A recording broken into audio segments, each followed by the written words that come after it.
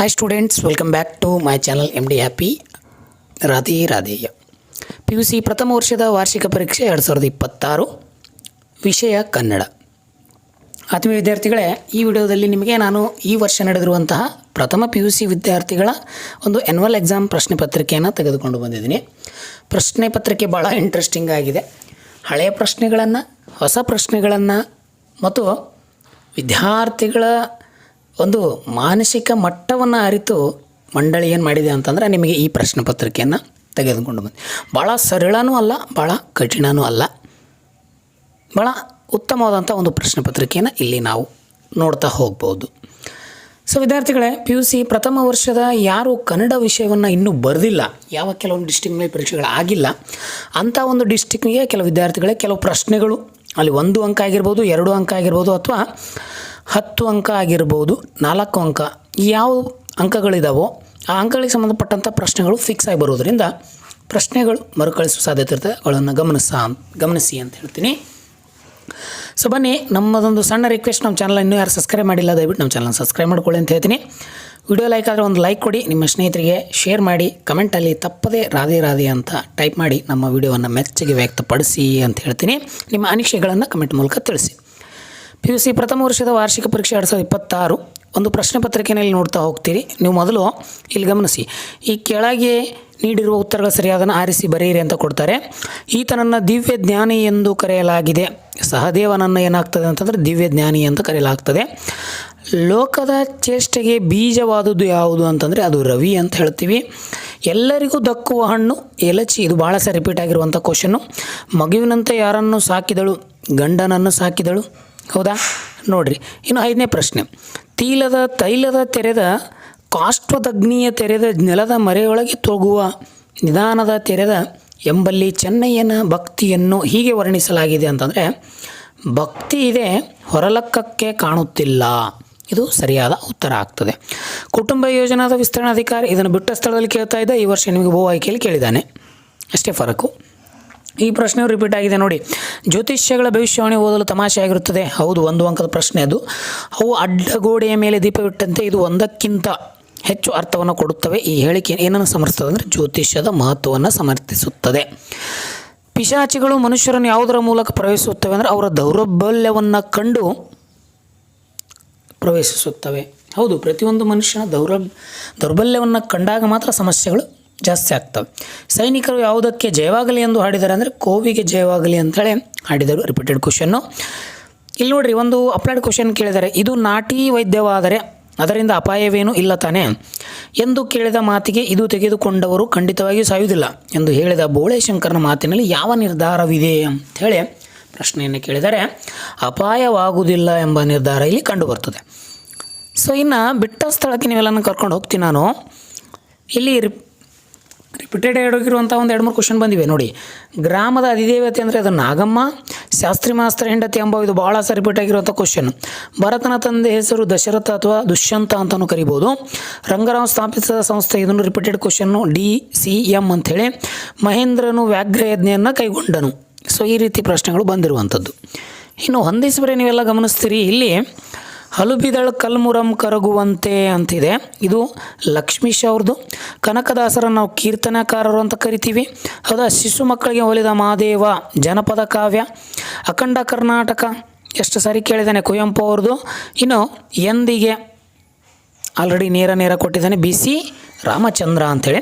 ಇನ್ನು S ಶಿವಪ್ರಕಾಶ್ ಅವರು ಮಗು ಮತ್ತು ಹಣ್ಣುಗಳು ಎಂಬ ಪಾಠದ ಮೇಲೆ ಕೇಳಿರುವಂಥ ಒಂದು ಹೊಂದಿಸಿ ಬರೆ. ಇದು ಸಹ ರಿಪೀಟೆಡ್ ಆಗಿರುವಂಥದ್ದು. ಇಲ್ಲಿ 2 ಅಂಕದ ನಿಮಗೆ ಸಂದರ್ಭದಲ್ಲಿ ಸೂಚಿಸಿ ಅಂತೇಳಿ ಪ್ರಶ್ನೆಯನ್ನು ಕೊಡ್ತಾರೆ. ಸೊ ಅಲ್ಲಿ ಕರ್ಣನ ಜನ್ಮ ರಹಸ್ಯವನ್ನು ಯಾರು ಅರಿತಿದ್ದರು ಅಂಥೇಳಿ ಪ್ರಶ್ನೆ ಕೇಳಿದ್ದಾನೆ. ಮಹಾದೇವ ಶಿಶು ಮಕ್ಕಳ ಹೆಸರೇನು? Repeated question. ನಾಡಿನ ಹೊರಗಿನ ಮತ್ತು ಒಳಗಿನ ಕಳ್ಳರು ಯಾರು ಅಂಥೇಳಿ ಪ್ರಶ್ನೆ ಕೇಳಿದ್ದಾನೆ. ಹೊಟ್ಟೆಯೊಳಗಿನ ಮಗು ಯಾವ ವರವನ್ನು ಬೇಡುತ್ತದೆ? ರಿಪೀಟೆಡ್ ಕ್ವಶನ್ನು ಬಂದಿದೆ ಆಲ್ರೆಡಿ. ನಮ್ಮ ವಿಡಿಯೋಗಳು ನೋಡಿಲ್ಲ, ಪ್ಲೇ ಲಿಸ್ಟಲ್ಲಿ ವಿಡಿಯೋ ಇದೆ, ಹೋಗಿ ನೋಡಿ. ಇನ್ನು ಗದ್ದೆ ಭಾಗಕ್ಕೆ ಸಂಬಂಧಪಟ್ಟಂತೆ ನಮ್ಮ ಯಾವ ಜಿಲ್ಲೆಗಳು ರಾಗಿಯ ಕಣಜಗಳಾಗಿವೆ? ಆಲ್ರೆಡಿ ಕೇಳಿದ್ದಾನೆ. ನೇಪಾಳದ ವೈಮಾನಿಕ ಸಾರಿಗೆ ವ್ಯವಸ್ಥೆ ಹೇಗಿದೆ? ಹುಲಿಯ ಹುಗ್ಗುವೆಯಲ್ಲಿ ನಾಪಿತ ಏನೆಂದು ಕಂಡನು ಅಂಥೇಳಿ ಕ್ವಶನ್ಗಳನ್ನು ಯಾವ ರೀತಿ ರಿಪೀಟೆಡಾಗಿ ಕೇಳ್ತಾ ಬಂದಿದ್ದಾನೆ ಅದನ್ನು ಗಮನಿಸ್ತಾ ಹೋಗ್ಬೇಕು ನೀವು. ಇನ್ನು ದೀರ್ಘ ನಾಟಕಕ್ಕೆ ಸಂಬಂಧಪಟ್ಟಂತೆ ಸಂದರ್ಭ ಸೂಚಿಸುವ ಯಾವ ರೀತಿ ಕೇಳಿದಾನೆ, 2 ಅಂಕದ ಪ್ರಶ್ನೆಗಳನ್ನು ಯಾವ ರೀತಿ ಕೇಳಿದಾನೆ ಇಲ್ಲಿ ಅಂತ ನೀವು ನೋಡ್ತಾ ಹೋದಾಗ, ಸಾಹುಕಾರನ ತನ್ನ ಸಹೋದರ ಆಸ್ತಿಯನ್ನು ಹೇಗೆ ಹಂಚಿದ್ದ? ಪ್ರತಿ ಪ್ರಶ್ನೆ ಪತ್ರಿಕೆಯಲ್ಲಿ ಇದು ನಿಮ್ಗೆ ಕಂಡೇ ಬರ್ತದೆ, ಸಿಗ್ತದೆ ಈ ಪ್ರಶ್ನೆ ನಿಮಗೆ. ಕೋಡಂಗಿ ತಾನು ಬೆಳಗಿಂದ ಏನೇನು ಕೆಲಸ? ಇದನ್ನೂ ರಿಪೀಟೆಡ್ ಕ್ವಶನ್ನು ಭಾಳ ಸಾರಿ ಕೇಳಿದ್ದಾನೆ, ಆಲ್ರೆಡಿ ವಿಡಿಯೋದಲ್ಲಿ ಹೇಳಿದ್ದೀನಿ ನಾನು. ಪಿಶಾಚಿಗಳು ಯಾವುದರಿಂದ ನಾಣ್ಯ ಹಾಗೂ ಸಿಪಾಯಿತ್ ಮಾಡಿಕೊಂಡಿದ್ದು? ಇದನ್ನೂ ಸಹ ರಿಪೀಟೆಡ್ ಕ್ವಶನ್ನು, ನಿಮ್ಗೆ 6 ಅಂಕ ಇಲ್ಲ, ನಾನು ಫಿಕ್ಸ್ ಆಗಿ ಕೊಟ್ಟಿದ್ದೀನಿ ಆಲ್ರೆಡಿ. ಬೋಳೆ ಶಂಕ ಏನೆಂದು ಡಂಗುರ ಸಾರ್ತಾನೆ? ಇದನ್ನೂ ರಿಪೀಟೆಡ್ ಕ್ವಶನ್ನು, ಎಲ್ಲವೂ ರಿಪೀಟೆಡ್ ಆಗಿ ಬಂದಿರುವಂಥದ್ದು. ಇನ್ನು ಈ ವಿಭಾಗ ಸಂದರ್ಭವನ್ನು ಸೂಚಿಸುವ ಅರಸ್ಯ ಬರೆಯಿರಿ. ಒಂದನೇದು ಪದ್ಯಭಾಗಕ್ಕೆ ಸಂಬಂಧಪಟ್ಟಂತೆ ಹಲುಬಿದಳ್ ಕಲ್ಬರಂ ಕರಗುವಂತೆ, ಇದರ ಬಗ್ಗೆ ನೀವು ಆಯ್ಕೆ, ಸಂದರ್ಭ, ಸ್ವಾರಸ್ಯ ಬರಿಬೇಕು. ನೃಪತುಂಗನ ಚಕ್ರವರ್ತಿ ಪಂಪನಲ್ಲಿ ಮುಖ್ಯಮಂತ್ರಿ ಯಾವ ರೀತಿ? ಚಿದಾಭಸ್ಮನಾದ ಶ್ರೀಗಂಧ ತರುಗಳೇ, ಇದು ರಿಪೀಟೆಡ್ ಕ್ವಶನ್ ಆಗಿದೆ. ಇನ್ನು ಗದ್ಯಭಾಗಕ್ಕೆ ಸಂಬಂಧ ಇದ್ದು ನಾನು ಯಾವ ರಾಜ್ಯ ಆಳಬೇಕು? ಇದನ್ನೂ ರಿಪೀಟೆಡ್ ಕ್ವಶನ್, ಆಲ್ರೆಡಿ ಹೇಳಿದ್ದೀನಿ. ನೆನಪುರುಗಳ ಮಳೆಯಂತೆ ಸುರಿಯಲು ತೊಡಗಿದವು, ಇದನ್ನೂ ಸಹ. ಗವಾಕ್ಷಿಯಿಂದ ಮಗುವನ್ನು ಕೂಗಿಸಲಾಗಿ, ಇದನ್ನೂ ಸಹ ಒಂದು ಹೊಸ ಪ್ರಶ್ನೆ. ಒಂದು ಹೊತ್ತು ರೊಟ್ಟಿ ತಿನ್ನದಿದ್ದರೆ ನಾವೇನು ಸಾಯುವುದಿಲ್ಲ, ರಿಪೀಟೆಡ್ ಕ್ವಶನ್ನು. ಜನ ಎಲ್ಲಿ ಸೇರಿದರೆ ಅಲ್ಲಿ ದರ್ಬಾರು, ನೋಡಿರಿ ಯಾವ ರೀತಿ ಸಂದರ್ಭ ಸೂಚಿಸುವ ಸ್ವಾರಸ್ಯ ಬರೀರಿ. ಇಲ್ಲಿ 4 ಅಂಕಕ್ಕೆ ನಿಮಗೆ 2 ಪ್ರಶ್ನೆಗಳಿಗೆ 5-6 ವಾಕ್ಯದಲ್ಲಿ ಉತ್ತರಿಸಿ ಅಂತ ಕೊಡ್ತಾರೆ. ದ್ರೋಣನ ಕಳೆಬರವನ್ನು ಕಂಡು ದುರ್ಯೋಧನ ಹೇಗೆ ದುಃಖಿಸುತ್ತಾನೆ? ಇದನ್ನು ರಿಪೀಟೆಡ್ ಕ್ವಶನ್ನು. ಗಟ್ಟಿವಾಳನ ಆಚೆ, ಇದನ್ನು ಸಹ ರಿಪೀಟೆಡ್. ಈ ವರ್ಷ ನಿಮಗೆ ಸಂದರ್ಭ ಆಗಿರ್ಬೋದು, 2 ಅಂಕ ಆಗಿರ್ಬೋದು, 4 ಅಂಕ ಆಗಿರ್ಬೋದು, ಎಲ್ಲವೂ ರಿಪೀಟೆಡ್ ಆಗಿರುವಂಥ ಬಂದಿರುವಂಥದ್ದು. ಚೆನ್ನಯ್ಯ ತನ್ನ ಕಾಯಕನ ಹೇಗೆ ಮಾಡುತ್ತಾನೆ? ಇದನ್ನು ಬಂದು ಹೋಗಿದೆ. ಇಲ್ಲೊಂದು ಪದ್ಯಭಾಗವನ್ನು ಕೊಟ್ಟಿದ್ದಾರೆ, ಆ ಪದ್ಯಭಾಗಕ್ಕೆ ಸಂಬಂಧಪಟ್ಟಂಥ 3 ಪ್ರಶ್ನೆಗಳನ್ನು ಇಲ್ಲಿ ಕೊಟ್ಟಿದ್ದಾರೆ ನೋಡಿರಿ. ಇವುಗಳನ್ನೇ ಉತ್ತರವನ್ನು ಬಡಿಬೇಕು. ಕರ್ನಾಳ ಎಂದರೆ ಯಾರು? ಸೀತೆ ಲಕ್ಷ್ಮಣ ಏನೆಂದು ಹಾರಿಸಿ ಬೀಳ್ಕೊಡ್ತಾಳೆ. ಈ ಪದ್ಯದಲ್ಲೂ ಸೀತೆ ಭಾವನೆಗಳು ಯಾವುವು ಅಂಥೇಳಿ ಈ ಒಂದು ಪದ್ಯಭಾಗದಲ್ಲಿ ಕೊಟ್ಟು ನಿಮಗೆ ಪ್ರಶ್ನೆಯನ್ನು ಕೇಳ್ತಾರೆ 3 ಅಂಕಕ್ಕೆ. ಇಲ್ಲಿ ಅಂಕಗಳನ್ನು ಕೊಟ್ಟಿದ್ದಾರೆ 4 ಅಂಕಕ್ಕೆ. ಇನ್ನು ಯಾವುದಾದ್ರು ಒಂದು ಕುರಿತು 5-6 ವಾಕ್ಯದಲ್ಲಿ ಅಂತಂದರೆ ಇಲ್ಲಿ 4 ಅಂಕದ ಒಂದು ಪ್ರಶ್ನೆ ಇದೆ. ಸಾಮಾಜಿಕ ಸುಧಾರಣಾ ಚಳವಳಿ ಪ್ರಮುಖ ನಾಯಕರು ಯಾರ್ಯಾರು? ಸಿಪಾಯಿ ದಂಗೆ, ರೈತರ ದಂಗೆ, ಲೆಕ್ಕಕರು ಹೇಗೆ ಕರೆದಿದ್ದಾರೆ? ಒಂದು ಪ್ರಶ್ನೆ ಬರೀಬೇಕು. ಇನ್ನೊಂದು 4 ಅಂಕದ ಪ್ರಶ್ನೆಗೆ ಇಲ್ಲೊಂದು, ಬೋಳೇಶಂಕರ ಅಣ್ಣಂದ್ರೆ ವಾಸಿ ಎಂದು ಪಿಚಾಸಿ ಹೇಳಲು ಕಾರಣವೇನು? ಯುದ್ಧ ಮಾಡಲು ಸೈನಿಕರಿಗೆ ಏಕೆ ನಿರಾಕರಿಸಿದರು? ಇವೆಲ್ಲವೂ ರಿಪೀಟೆಡ್ ಆಗಿರುವಂಥ ಒಂದು ಕ್ವಶನ್ನು. ಇನ್ನು ನಾನು ಭಾಷಾಭ್ಯಾಸವನ್ನು ನನ್ನ ಕೈ ಬರಹದಲ್ಲಿ ನಿಮಗೆ ಓದಿ ವಿಡಿಯೋದಲ್ಲಿ ಕೊಟ್ಟಿದ್ದೆ, ಅಲ್ಲಿ ಬಂದಿರುವಂಥ ಪ್ರಶ್ನೆಗಳು ಬಂದಿವೆ. ಇಲ್ಲಿ ಶಬ್ದಗಳನ್ನು ಬಿಡಿಸಿ ಬರಿಬೇಕು. ಅಲ್ಲಿಗೊಯ್ದೆ, ಅಲ್ಲಿ ಪ್ಲಸ್ ಒಯ್ದೆ, ಅಲ್ಲಿಗೊಯ್ದೆ. ಉಂಡೆಗಟ್ಟಲು, ಉಂಡೆ ಪ್ಲಸ್ ಗಟ್ಟಲು, ಉಂಡೆಗಟ್ಟಲು. ಕಾಲಾವಧಿ, ಕಾಲ ಪ್ಲಸ್ ಅವಧಿ, ಕಾಲಾವಧಿ. ಇವೆಲ್ಲವೂ ಬಂದೋಗಿದೆ.